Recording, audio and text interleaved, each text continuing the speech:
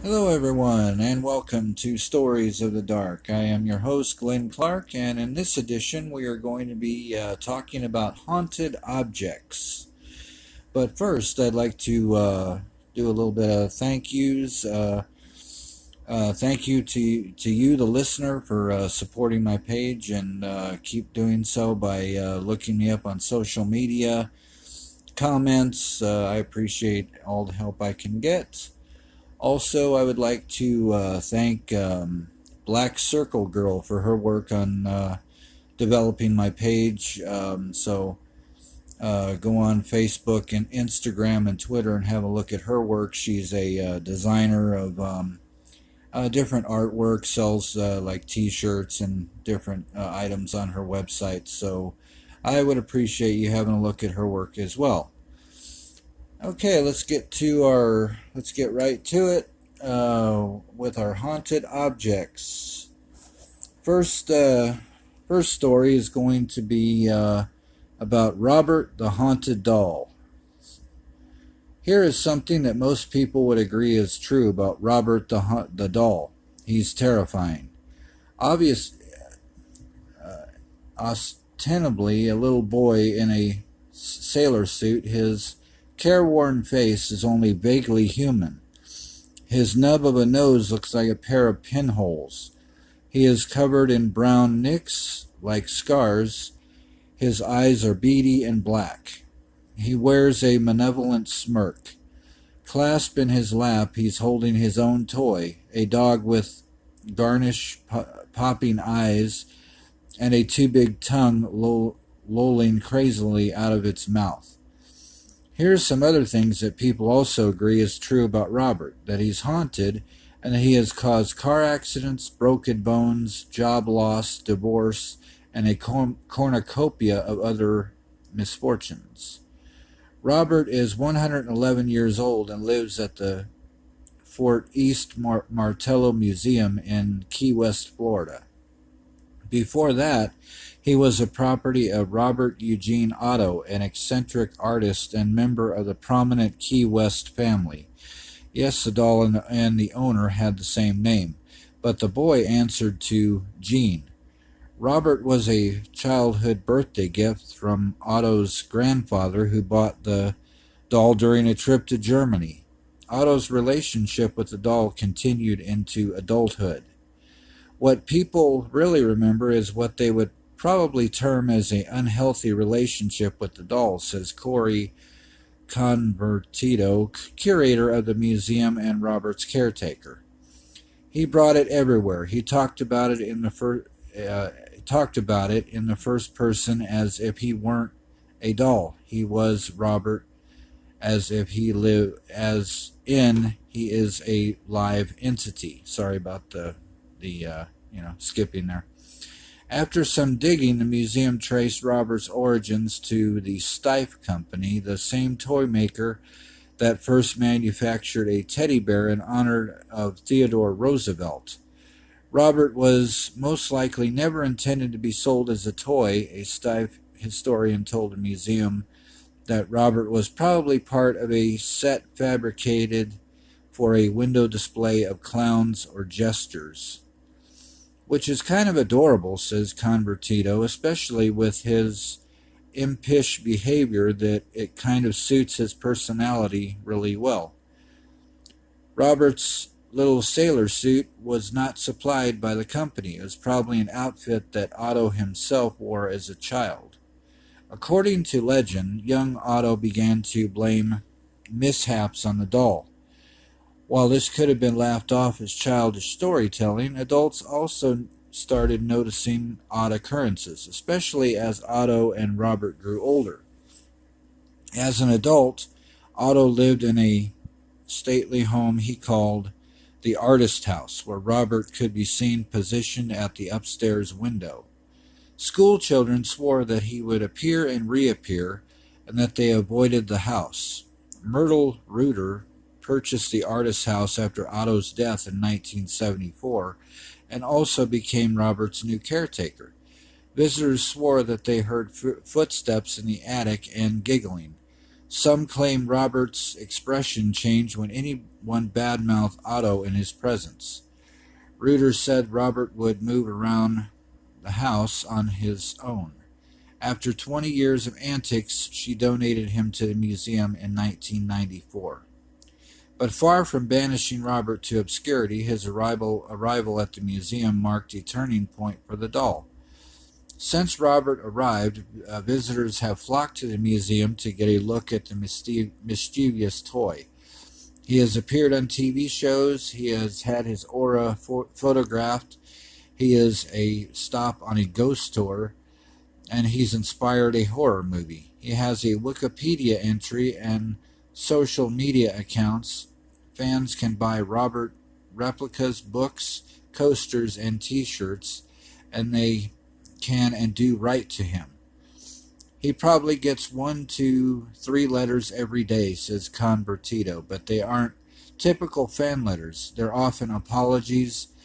Many visitors attribute post-visit misfortunes to failing to respect Robert or even openly disrespecting him, and they write begging forgiveness. Others ask him for advice or to hex those who have wronged them. Convertito says they have received around 1,000 letters which they keep and catalog. Robert also receives emails and homages. At some point, it has become known that Robert had a sweet tooth, so people leave and send him candy. Just recently, he received a box containing 8 bags of peppermints, a card, and no return address.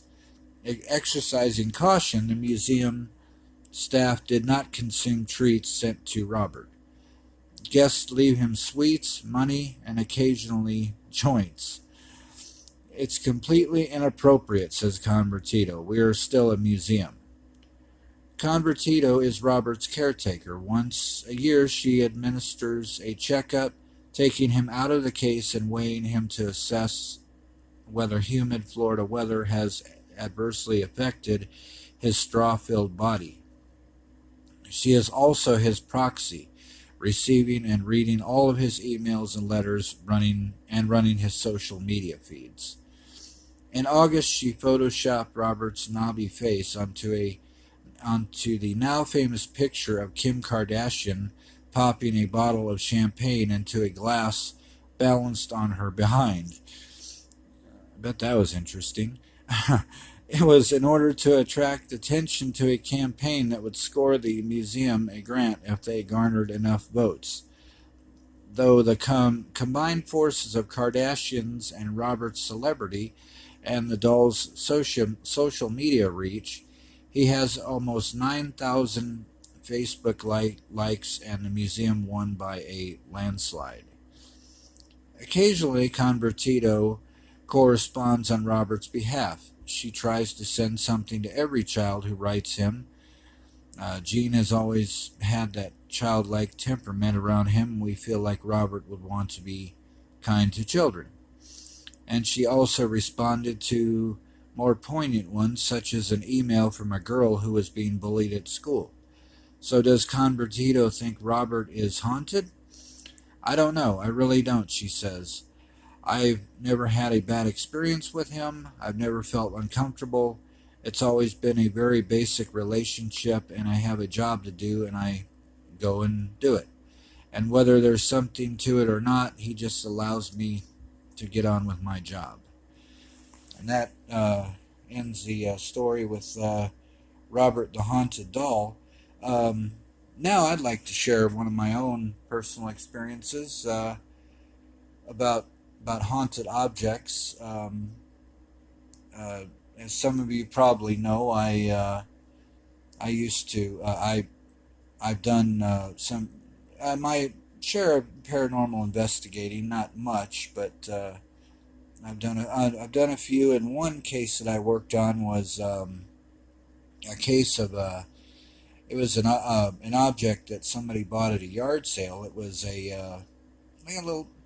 It was like a, I don't know, I want to say it looked like a little urn or a little flower pot. It's been a while since I can't remember all of the details on it.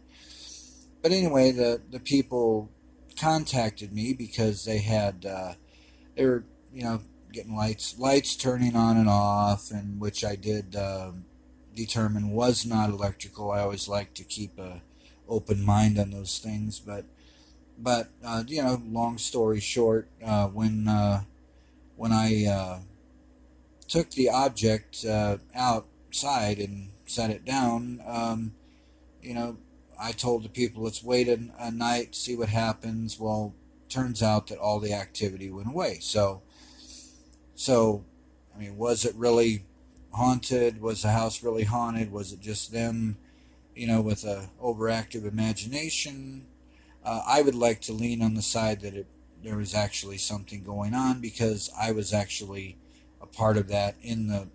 Was in the house. I didn't have anything happen while I was there, except for a couple times the light flickered, and I did check everything and determine that the all electricity was fine. So that was the story on that one. So anyway, getting on to our next haunted object. I'm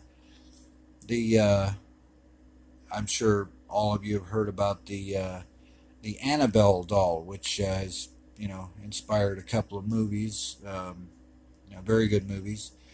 Anyway, so let's get to it. The Curse of the Devil Doll, haunted in the Warrens Occult Museum. That would, of course, be Lorraine Warren, very good paranormal investigator.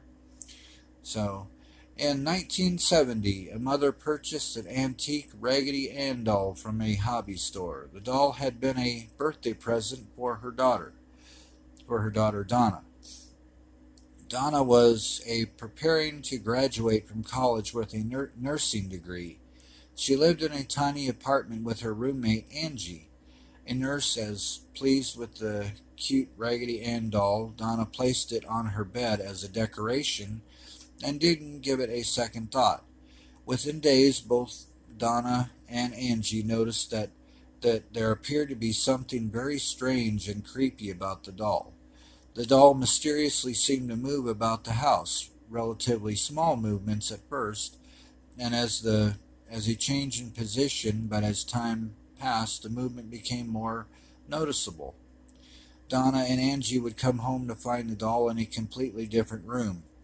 Sometimes the doll would be found with legs crossed, arms folded. Other times it would be found upright, standing on its feet. Several times Donna sometimes left the doll on the couch before leaving for work, and would return to find the doll back in her room on the bed with the door closed.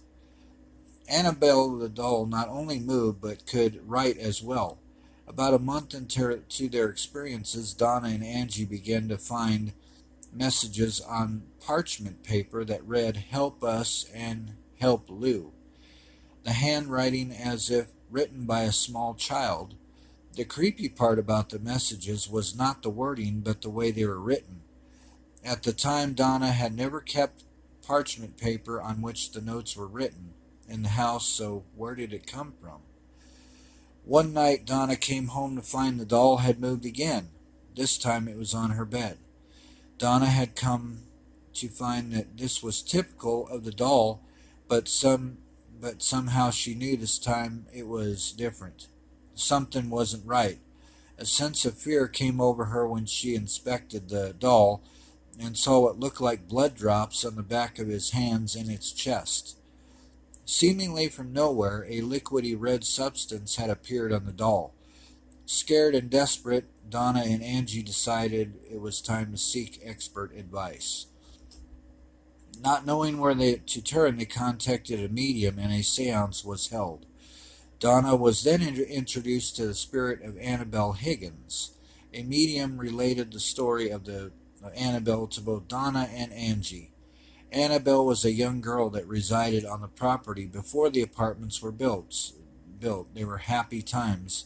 She was a young girl only 7 years old when her lifeless body was found in a field upon which the apartment complex now stands.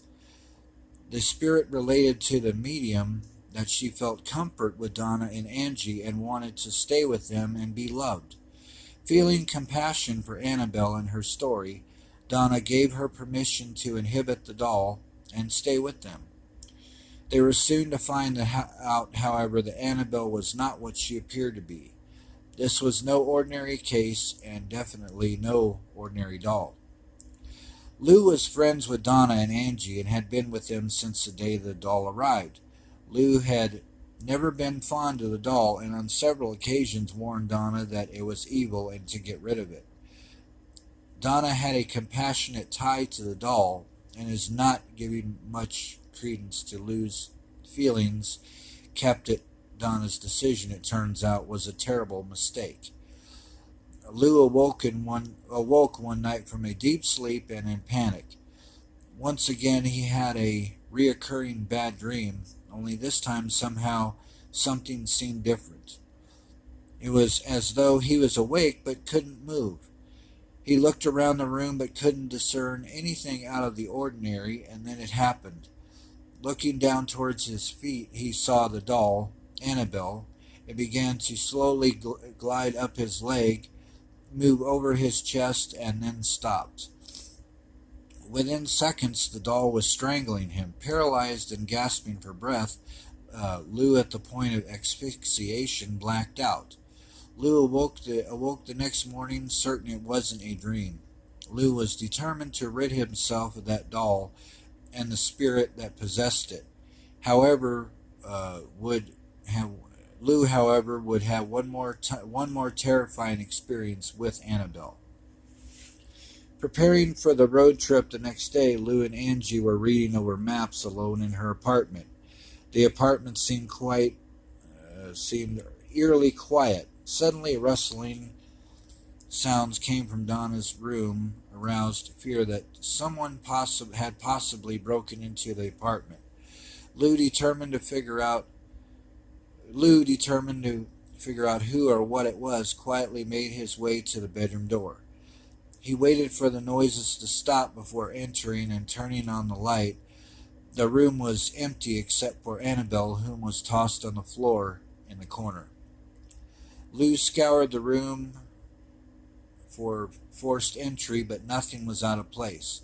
But as he got close to the doll, he got a distinct impression that somebody was behind him. Spinning around, he was quick to realize that nobody else was there. Then in a flash, he found himself grabbing for his chest, doubled over, cut and bleeding.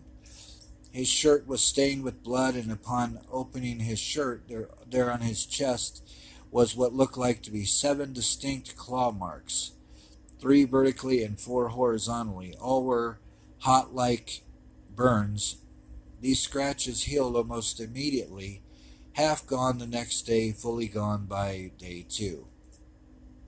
Donna finally was willing to believe the spirit in the house was not that of a young girl, but inhuman and demonic in nature. After Lou's experiences, Donna felt it was time to seek real expert advice and contacted an Episcopal priest named Father Hegan. Father Hegan felt it was a spiritual matter and felt he needed to contact a higher authority in the church. So he contacted Father Cook, who immediately contacted the Warrens. Ed and Lorraine Warren immediately took interest in the case and contacted Donna concerning the doll. The Warrens, after speaking with Donna, Angie, and Lou, came to the immediate conclusion that the doll itself was not, in fact, possessed, but manipulated by an inhuman presence. Spirits do not possess inanimate objects like houses or toys. They possess people. An inhuman spirit can attach itself to a place or object, and this is what occurred in the Annabelle case. The spirit manipulated the doll and created the illusion of it being alive in order to get recognition. Truly, the spirit was not looking to stay attached to the doll. It was looking to possess a human host. The spirit, or in the case of inhuman demonic spirit, was essentially in the infestation stage of the phenomenon. It first began moving the doll around the apartment by means of teleportation to arouse the occupant's curiosity in hopes that it would give it recognition. Then, predictably, the mistake of bringing a medium into the apartment to communicate with it. The inhuman spirit, now able to communicate through the medium, preyed on the girl's emotional vulnerabilities by pretending to be rather harmless. Lost young girl, which during the seance was allowed permission from Donna to haunt the apartment. Insofar as demonic is a negative spirit, it then set about causing patently negative phenomena to occur. It aroused fear, though the weird movements of that doll. It brought about the materialization of disturbing handwritten notes, the symbolic drops of blood on the doll, and ultimately it even attacked Lou, leaving behind the symbolic mark of the beast. The next stage of the infestation phenomenon would have been complete human possession. Had these experiences lasted another 2 or 3 more weeks, the spirit would have completely possessed, if not harmed or killed, one or all of the occupants in the house. At the conclusion of the investigation, the Warrens felt it appropriate to have a recitation of an exorcism blessing by Father Cook to cleanse the apartment. The episcopal blessing of the home is a wordy 7-page document that is distinctly positive in nature. Rather than specifically expelling evil entities from the dwelling, the emphasis is instead directed towards filling the home with the power of the positive and of God, said Ed Warren. At Donna's request and a further precaution against the phenomena ever occurring in the home, again the Warrens took a big rag doll along with them when they left. Father Cook, although uncomfortable with his role as an exorcist, agreed to perform the 7-page rite of exorcism, a doctrine he recited throughout the apartment, at which point the Warrens were confident the entity would no longer reside there. They agreed to take the rag doll back home with them. Upon leaving, Ed placed the doll in the back seat and agreed he would not take the interstate in the event the inhuman spirit still resided with the doll. His suspicions were all too correct in no time. The Warrens felt themselves as the object of a vicious hatred.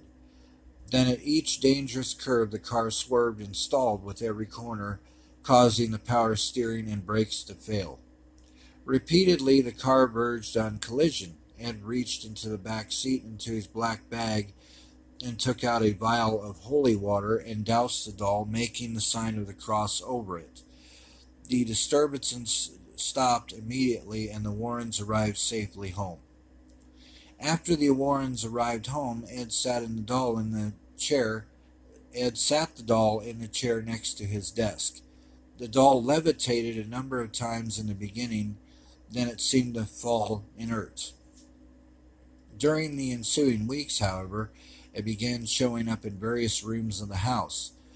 When the Warrens were away, it had the doll locked up in the outer office building. They would often return to find it sitting comfortably upstairs in Ed's easy chair when they opened the main front door. The doll also showed a hatred for clergymen who came to the house.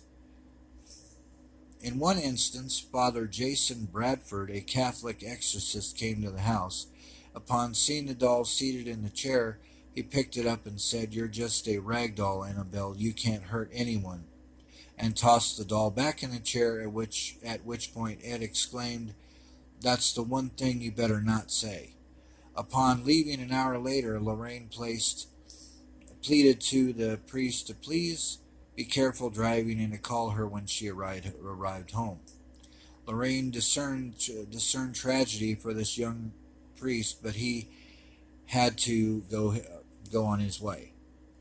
A few hours later, Father Jason called Lorraine and explained that his brakes had failed as he entered a busy intersection. He was involved in a near fatal accident, destroying his vehicle. This was just one of the many such events that occurred over the next few years. The Warrens had a special case built for Annabelle inside the occult museum where she resides to this day. Since the case was built, Annabelle no longer appeared to move, but she is thought to be responsible for the death of a young man who came to the museum on a motorcycle with his girlfriend. The young man, after hearing Ed's account of the doll, defiantly went up and began to bang on the case, insisting that if the doll can put scratches on people, that he wanted to also be scratched. Ed said to the young man, "Son, you need to leave," and put him out of the building. On his way home, the young man and his girlfriend were laughing and making fun of the doll when he lost control of his motorcycle and went head-on into a tree. The young man was killed instantly, but his girlfriend survived and was hospitalized for over a year. When asked what happened, the young woman explained that they were laughing about the doll when they lost control of the motorcycle. Ed warns you, do not challenge evil, that no man is more powerful than Satan. Very good story about Annabelle. I, of course, would not want to have a doll like that, because if I did, it would definitely be outside somewhere. So, anyway, a couple of more stories that I'd like to share here. Got these online. So, anyway, I'll give you the story of the haunted bed. When Stiles was about 11 years old, he lived with his family in an adobe-style home that was built in the early 1900s. Stiles had some older brothers, and when their dad bought some new bed mattresses for them, Stiles, being the youngest, inherited one of the old mattresses. Stiles had never heard his brother make any complaints about the old mattress, and Stiles found it comfortable and relaxing, yet he began to experience restless, sleepless nights. It started off with this weird night. I was in my bed trying to go to sleep, he says, and I had a blanket over my head when I felt something rubbing the cover with its hand. Because the cover was thin, I could make out what it looked like, and it was a small man about 2 feet in height trying to get the cover off of me. This was just the beginning. It was then about 2 a.m. when I was awakened by what felt like a bunch of hands pushing upward from inside the mattress. I was scared out of my mind. I started praying. My brother, who I shared the room with, started laughing in his sleep, but it wasn't his laugh. Stiles says he also felt a sharp poking in his ribs by unseen hands, the pain of which he still felt in the morning. Why did Stiles experience this haunted mattress when his brother did not? It was something about Stiles that awakened the ghost. That one I kind of would like some comments on, so if you have any comments on that, please share that with me, because I'd be interested to know what some of you think about that. So, here's another story I'd like to share with you. It's called The Haunted Door. Back in the early 1960s, Connie remembers her father brought home an old door that he found in a pile of debris from a recently demolished house. The door was in good condition, so her father thought it would make a good addition to their house, since he was in the midst of renovating the second floor. He used it to close the parents' bedroom from the upstairs hallway. Sorry about that. Connie describes the upstairs as having a crawl space that ran behind both her parents' room and the room that she shared with her sister. The night after her father hung that strange old door, weird things began to happen. Around 3 a.m., Connie says, we were all awakened by loud pounding coming from the crawl space. Everyone jumped out of my bed. My father ran into the room with a flashlight and removed the access panel. We were petrified, but when he shone the light inside the crawl space, he saw nothing. He was even brave enough to enter the crawl space, but didn't find anything out of place. Reasoning that the noise might have been caused by an outside tree branch hitting the house, Connie's dad replaced the access panel and they all went back to bed. A half hour later, the fierce pounding began again. This time, Connie's dad even checked outside but could find nothing that would cause the noise. Now they were really scared, Connie admits. And for the next week, every night the pounding happened, we were all exhausted. Finally, Connie's mom insisted that the old door be removed. She said she thought it was haunted. We all laughed, but she was serious. Connie's dad reluctantly took the old door out, chopped it into splinters, and burned it. Sure enough, the pounding stopped and never returned. That usually is the case when the haunted object is removed. As I said, with that investigation I did, the pounding stopped, all activity would cease. So, again, I would like comments on that one. So if you do have comments, please share them for me on my page or Twitter, Facebook, any of those. Take a little drink of Diet Coke. Get a little dry when reading these stories. Anyway, let's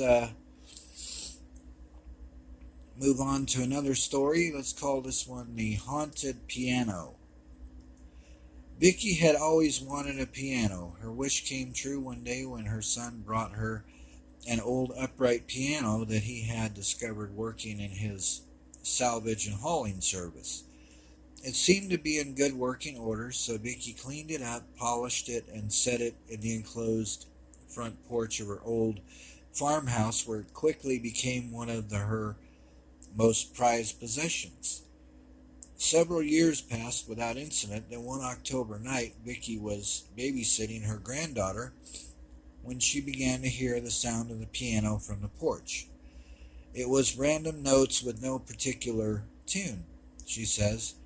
Groggy, I listened to the piano for at least 15 minutes, deciding it must be mice. I got up and opened the door. The piano was silent. Weeks went by until one night about 2 a.m. Vicky was awakened by the haunting notes on the piano. She again suspected mice, but then suddenly a tune floated through the house, she remembers. It stopped and started several times, but it was definitely a tune, like somebody practicing a song. This phenomenon happened on a regular basis. Vicky's daughter even heard it. I almost cried from relief and told her that I'd been hearing the same thing for months, Vicky says. Her daughter-in-law also came to Vicky in tears, saying that she, too, heard the ghost at the piano. Eventually, Vicky put the piano outside with a free sign on it, not because of the ghost, but because the weight of it was beginning to make the porch sag. An old couple came along and adopted the instrument. I often wonder, Vicky says, if they have experienced any late-night concerts courtesy of the old piano. Very good story. And again, like any object could be in something as simple as a book. It could, if they want to get in, they can get in there. So anyway, I have one last story to share with you, and then we'll call it a night. This comes from a reader in India. Not sent to me. I found it on a website. But anyway, it says, it was the year 2011. I purchased a brand new mobile phone from showroom. I was very happy to buy it, and I brought it home. My mother was also very happy to see it, but from that very night I started having horrible nightmares. From the very next day I feared even to look at that mobile or even touch it. My senses told me that something was very evil in that mobile. It started operating on its own and started sending messages to unknown numbers. I was so scared and confused. One day I took it out and threw it in the garbage van. The next morning I found it on my bed beside my pillow. I cannot explain how much shocked I was in. I could see a strange dark shadow in our house from the day I purchased the mobile, and it feared me all the more. That mobile could read my mind and my thoughts. I did not know what to do with it. Things in my house suddenly went missing and again found after many days. Strange incidents also started happening. I could hear whispering sounds when no one was in the house.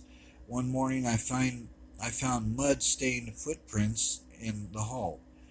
Another morning I found all utensils in the kitchen found on the floor.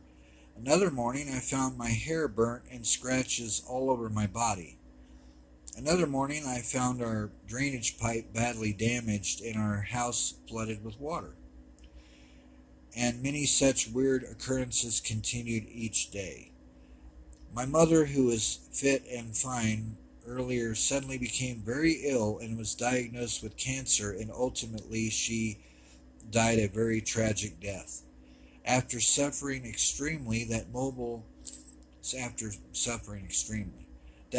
ruined my happy life. My mother was everything for me. She was the only person who understood me perfectly, and now I have lost her forever. The mobile was controlling my brain and my actions. It was harming me. I wanted to do something, but in reality, I did something else. The phone drove me almost half mad and violent. Finally, our family priest came and told that some demonic power was attached to that mobile and I should get rid of it immediately. I went and threw it into the holy Ganga River, and since then I have not seen it again. Now everything is normal. The priest did puja in our house and blessed it. I wish I did this earlier, then perhaps I could have saved my mother. I miss her very much always. Can kind of relate to that one because although my mom didn't die of cancer, she died of a blood infection, and of course I know what it's like to, take care of a person, and because she was ill for many years, and I took care of her, and so yeah, even though it's been 2 years, it still bothers me sometimes. Anyway, that concludes our stories for today, or this week, or whatever. Hope you all enjoyed this, and please comment. Give me any suggestions, because your suggestions and your comments do help me in further, broadcast and podcast.